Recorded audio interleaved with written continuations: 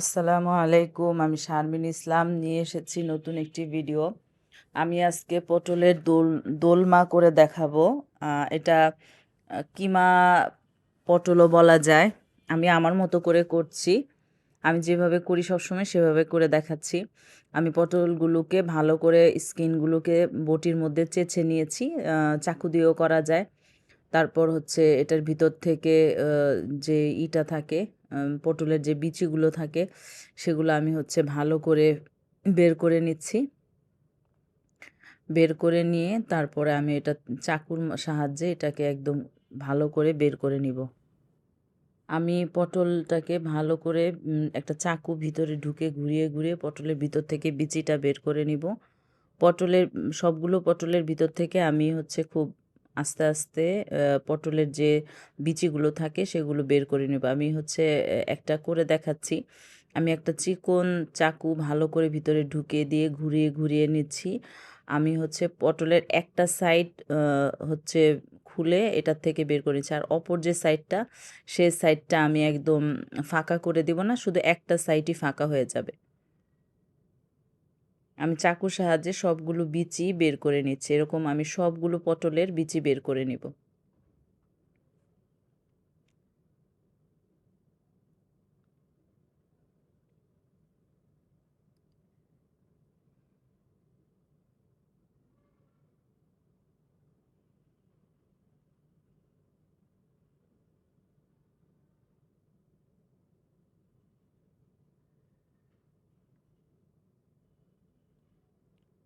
এই কাজটা আলতো হাতে করতে হবে। অনেক সময় এই কাজ করতে গিয়ে পটলটা কেটে যায়, ভেঙে যায়। এর জন্য খুব ধীরে ধীরে আস্তে আস্তে করতে হবে। একটু সময় নিয়ে নিখুঁতভাবে কাজটা করতে নিতে হবে।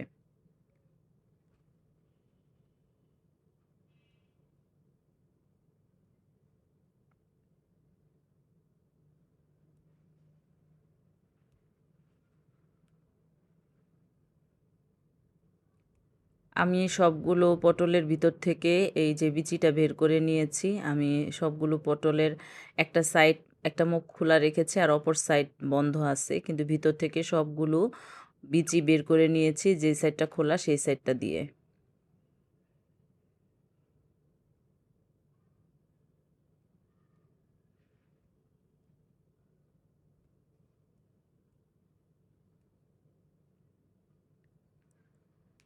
আমি এখন এই যে পটলের যে বিচিগুলো আছে সেগুলোর সাথে পেঁয়াজ, কিছুটা আদা, কিছুটা রসুন বাটা, কিছুটা কাঁচামরিচ, ধনেপাতা, হলুদের গুঁড়া, মরিচের গুঁড়া, ধনিয়ার গুঁড়া, গরম মশলা গুঁড়া, এই সমস্ত কিছু একসাথে আমি ব্লেন্ড করে নিব। তার সাথে দিব আমি কিছু গরুর মাংসের কিমা। আমি এই সবগুলো ব্লেন্ড করে তারপরে হচ্ছে ঘিয়ের সাহায্যে এটাকে ভাজা ভাজা করে একদম ভাজা ভাজা করে একদম মাখা মাখা করে নিব। আগে ব্লেন্ড করব। আমি হচ্ছে ব্লেন্ডারে ব্লেন্ড করে নিয়েছি। এই যে এখন আমি প্যানে দিয়ে দিচ্ছি ঘি। ঘিটা দিয়ে আমি হচ্ছে এই যে ব্লেন্ড যে করেছি সমস্ত কিছু পটলের বিচির সাথে, সেটা আমি এই ঘিয়ের উপরে দিয়ে ভাজা ভাজা করে নিব।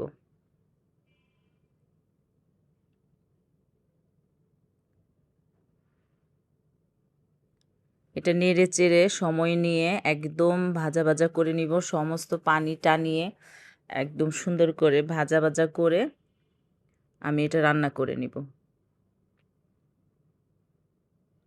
আমি নেড়ে চেড়ে উল্টিয়ে পাল্টিয়ে ভালো করে ভেজে নিচ্ছি।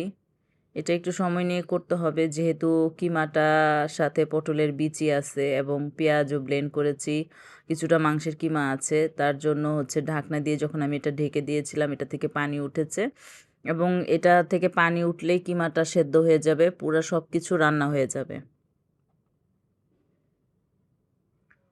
আমি ঢেকে আরও কিছুক্ষণ রান্না করব।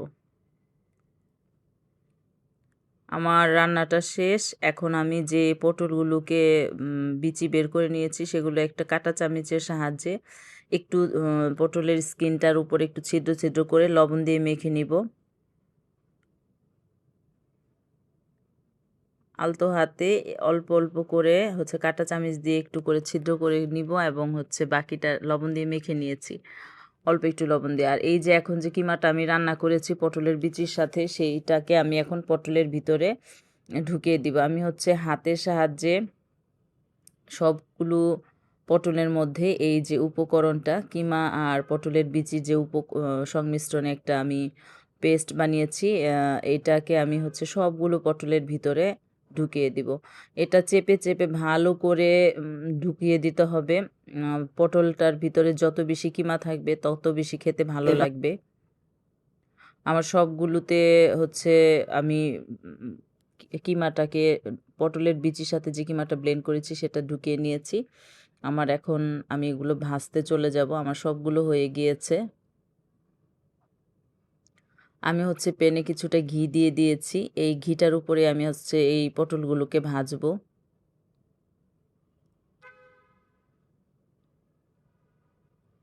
আমি সবগুলো পটল হচ্ছে এই প্যানের মধ্যে একটা একটা করে দিয়ে দিব।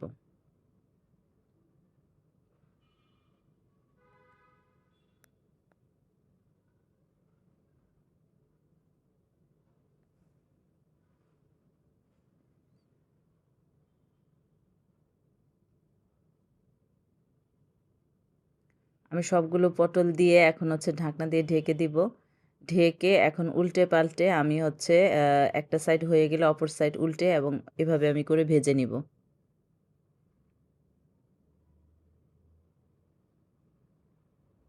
পটলটাকে ঘুরিয়ে ঘুরিয়ে সবগুলো সাইড একদম ঘুরিয়ে ঘুরিয়ে ভালো করে আমি ভেজে নিব।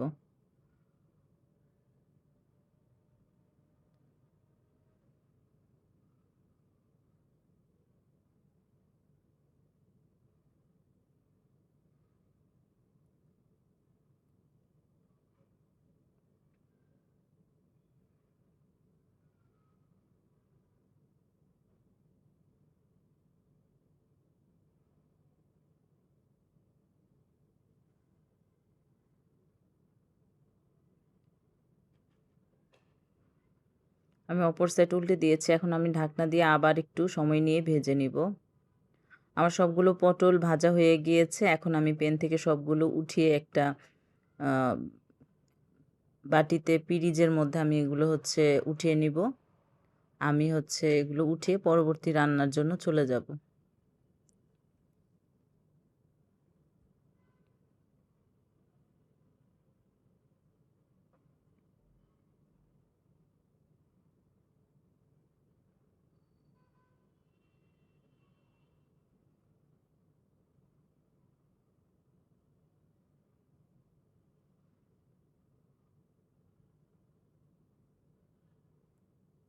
আমি যেই ঘিতে হচ্ছে পটলগুলো ভেজেছি সেই ঘিটার মধ্যেই এখন হচ্ছে বাকি রান্নাটা করে নিব। আমি হচ্ছে এখন কিছুটা পেঁয়াজ দিয়ে এই ঘিয়ের মধ্যে ভেজে নিব। পেঁয়াজটাকে একটু ভালো করে ভাজা ভাজা করে নিব।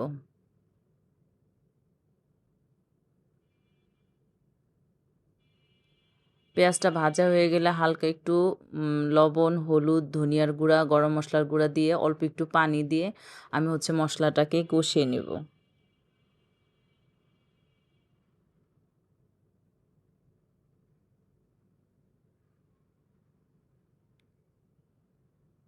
মশলাটা কষানোর সাথে কিছুটা কিমা আমার রয়ে গিয়েছিল। পটলের বিচির সাথে যে কিমাটা ব্লেন্ড করেছি সেগুলো পটলের মধ্যে ঢুকানোর পর কিছুটা রয়ে গিয়েছিল, সেটাও আমি হচ্ছে এই রান্নার মধ্যে দিয়ে দিয়েছি। এতে এটার স্বাদ আরও অনেক বেড়ে যাবে।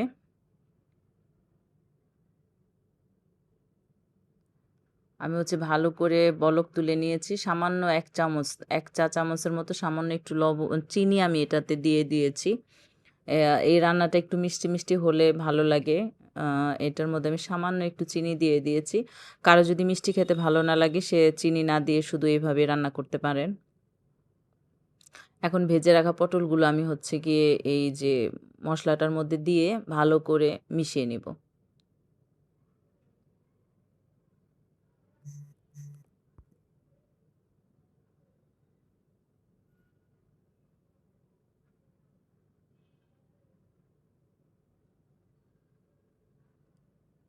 আমি একটু ঢাকনা দিয়ে দিচ্ছি। এই যে আমার রান্নাটা শেষ। এখন আমি হচ্ছে গিয়ে নামিয়ে নিব। এই যে তৈরি হয়ে গিয়েছে খুবই মজাদার পটলের দোলমা। পুরে ভরা কিমা পুরে ভরা পটলও বলা যায়। অনেকে অনেকভাবে রান্না করে, আমি আমার স্টাইলে রান্না করলাম। আল্লাহ হাফেজ।